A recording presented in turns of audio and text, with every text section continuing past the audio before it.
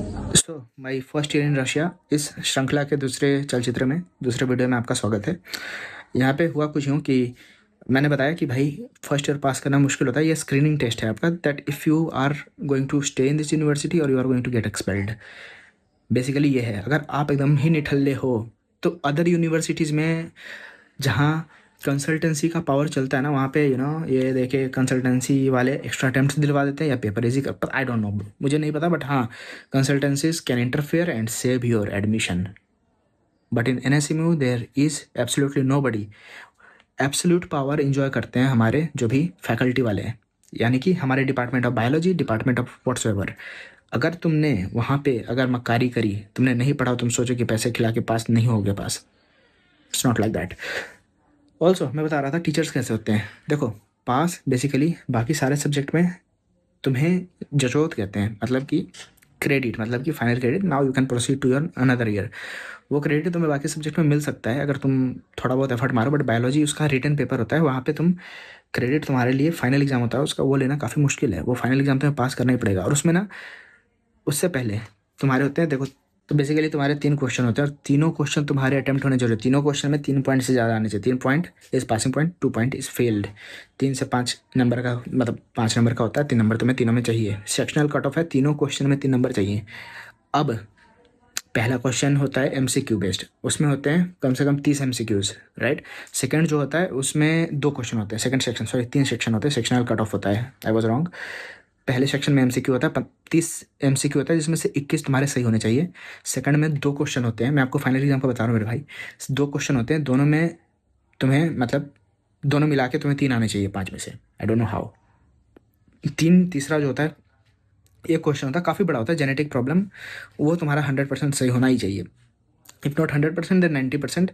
But ये है कि भाई जैसे तुम वो बना पुनेट स्क्वायर बना रहे हो, जहाँ पे स्मॉल, वहाँ पे big, capital R, small R की जगह, या कैपिटल की जगह स्मॉल, स्मॉल की जगह कैपिटल, ऐसा कुछ कर दिया ना, ब्लंडर है, वहाँ पे तुम फेल ही हो रहे हो। वहाँ ब्लंडर नहीं करना, कुछ और छोटी मोटी गड़बड़ कर दो। बट जहाँ पे टेक्निकल चीज़ें हैं ना, कि एक्चुअल में हम गैमेट कैसे बना रहे हैं, या जीनोटाइप फिनोटाइप कैसे लिख रहे हैं, या प्रोबेबिलिटी, ये 3-4 चीज़ें नॉन नेगोशिएबल है। उसमें थोड़ा भी गलत कर दी, कैपिटल के जगह स्मॉल हाँ लिख दिया, तो तुम भाई फेल हो रहे हो।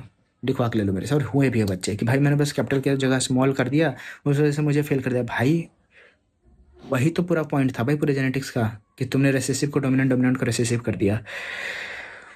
काफ़ी गर्मी है दोस्तों, बट व्हाट टू डू। अब देखो यहाँ पे कैच में तुम्हें बता रहा हूँ भाई, जल्दी से मुझे 1 मिनट में रैप अप करना है, मुझे नहीं पता कैसे होगा।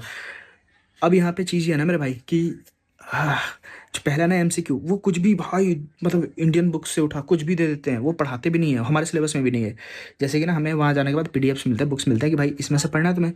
अब फॉर एग्जांपल पैरासिटोलॉजी है, तो उसमें पैरासिटोलॉजी जितना किताब में है उतना ही पढ़ना है, बट तुम दुनिया जहाँ से कुछ भी पैरासिटोलॉजी में वो पूछ देते हैं, अब भाई उनकी मर्जी, तुम कुछ ऑब्जेक्ट नहीं कर सकते वहाँ पे, पहली बात। दूसरी बात, सेल बायोलॉजी से कुछ भी, सेल बायोलॉजी तेरा टॉपिक है भाई, सेल बायोलॉजी में अब तुम जितने भी रिसर्च है तुम पढ़ते रहो, MCQ के लिए कुछ भी आ सकता है, कुछ भी, समझ रहे हो।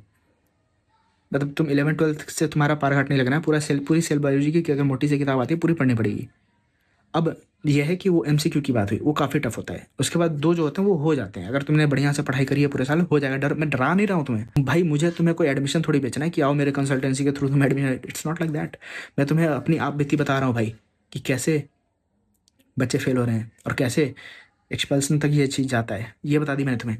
अब पहले उसे तुम मतलब पहले से तुम एग्जेम्प्ट हो सकते हो, लाइक कि तुम्हें पहला टेस्ट नहीं देना होगा, तो अब तुम्हारे पास ये ऑप्शन है कि तुम एग्जेम्प्ट हो सकते हो पहले MCQ। अब भाई ऑब्वियसली तुम नीट दे के जा रहे हो ना, MCQ का मतलब होता है multiple choice question, it's not like that. MCQ का मतलब है मल्टीपल करेक्ट क्वेश्चन। उसमें क्या है ना, एक क्वेश्चन है, या तो चारों ऑप्शन, 5 ऑप्शन भी रहते हैं, पाँचों सही हो सकते हैं, 2 सही हो सकते हैं, 3 सही हो सकते हैं, 4 सही हो सकते हैं, 1 सही हो सकता है। और अगर जहाँ 3 सही होने थे तुमने 2 सही मारे, 1 छूट गया, तो पूरा क्वेश्चन गलत। देयर इज नो वे कि तुम वो 30 में से 21 सही कर दो। तुम एग्जाम्प्ट हो सकते हो, बशर्ते तुम्हारे जितने भी तुम्हारे जितने भी कंट्रोल्स टेस्ट होते हैं हर चैप्टर के बाद, हर टॉपिक के बाद, उसमें तुम पास होने चाहिए। अब तुम्हें क्या लगता है मैं पास नहीं था? मैं था, पर उन्होंने कुछ टीचर्स होते हैं जो कि होते हैं, हर यूनिवर्सिटी में ऐसे होते हैं झिलाऊ टाइप्स। तो शुरू में तो मुझे मिले MS कबानी, ठीक। अब उनका क्या था कि कबानी सर का यह था कि स्ट्रिक्ट टीचर है, but if you are studying, if you have the knowledge and you are able to communicate your knowledge in English, टूटी फूटी इंग्लिश में तुम कम्युनिकेट कर पाते हो, that I know the stuff what I am talking, वहाँ पे ही विल गिव यू क्रेडिट, वो तुम्हें मार्क्स दे देंगे। फिर सेकंड ईयर बोल रहा हूँ, सेकंड सेमेस्टर में हमें कोई और आ गया टीचर, मैं नाम नहीं लेना चाहता बट ओके, तुम अगर आओगे then you will get to know कि मैं किसकी बात कर रहा हूँ। वो कॉपी घुमा देती है, ये भी भूल जाती है, रिजल्ट देना भूल जाती है मैम। बहुत इश्यूज हैं भाई उनके साथ, पर मैं क्या ही कह सकता था, it is what it is. तुम ये लेके ना तुम दुनिया में कहीं नहीं जा सकते। कोशिश करी थी पिछले साल एक बच्चे ने, कोर्ट केस करा था, कुछ नहीं हो पाया। Court can also not interfere, तुम्हारे कॉन्ट्रैक्ट में लिखा हुआ है that only and only department have the privilege to give you marks, to give you credit. Department चाहे तो तुम्हें बर्बाद कर सकती है। डिपार्टमेंट इन द सेंस कि if you are studying biology, teacher से तुम्हारी नहीं बन रही तो तुम डिपार्टमेंट में जाओ, because the teacher is controlled by the department of biology, जिसमें हेड ऑफ डिपार्टमेंट होती है, राइट।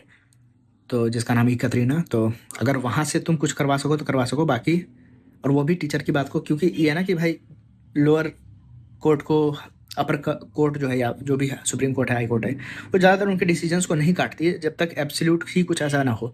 छोटा मोटा हो तो काट देती है कि चलो ओवर रूल कर देते हैं, बट मेजोरिटी ऑफ टाइम ऐसा नहीं होता है, राइट।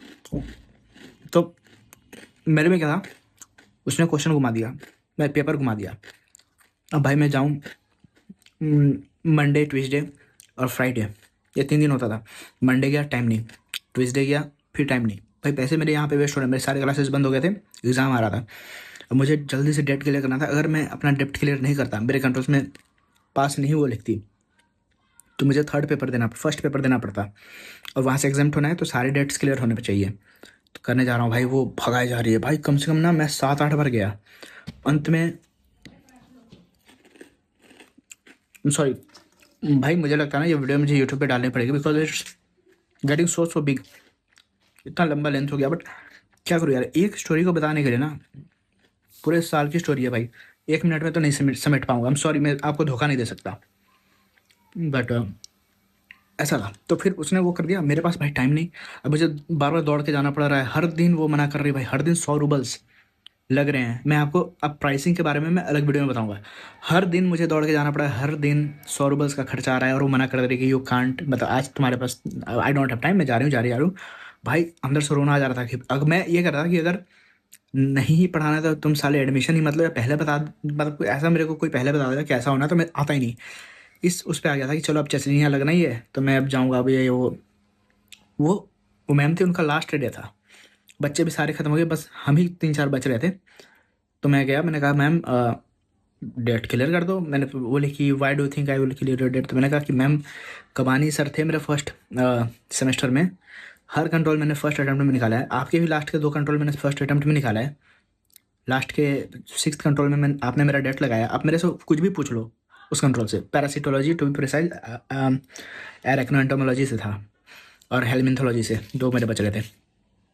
उसने फिर कहा कि ये लो स्लाइड्स देखो ऑर्गेनिज्म बताओ। तो भाई मैंने पढ़ तो रखी थी सही भाई, तो फिर मैंने स्लाइड्स लिए लगाए उसमें मशीन में, और मैंने बता दिया, मतलब माइक्रोस्कोप में, तो मैंने बता दिया कि भाई ये है, ये है, और सारी चीज़ें मैंने लिख दी।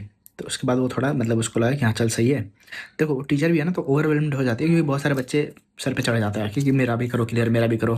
तो उसमें वो भूल जाती है कि कौन स्टूडेंट किसने। अब क्लास में मैंने सबसे ज़्यादा एक्टिव पार्टिसिपेशन दिखाई थी, फिर भी I don't know what is wrong with her, what was wrong with her, but still यार मैंने इतना हसल करा। अल्टीमेटली लास्ट डे जाके उसने मेरा डेट क्लियर कर दिया। I was so much relieved.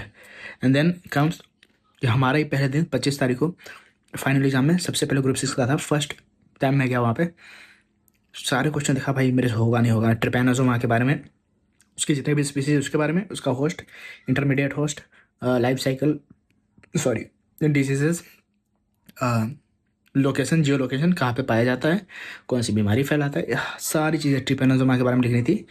और मैंने लिख दिया भाई, सब स्पीसीज भी लिख दिया मैंने। भाई वाई नॉट, मैंने पढ़ रखा था जब जाके लिखा। एरेक्नोएंटोमोलॉजी से था, हाँ वहीं से था शायद से, तो मैं लिख दिया। और फिर जेनेटिक प्रॉब्लम था, वो भी मैंने सॉल्व कर दिया 100% करेक्ट। ऊपर भी उसके बाद सेकंड में था एक्स लिंक डिजीज़ के बारे में कुछ कुछ लिखना था, वो भी मैंने बढ़िया लिख दिया। मुझे अच्छे मार्क्स आए, मैं पास हो गया, फाइनली यहाँ आया। पर मैं सोचता हूँ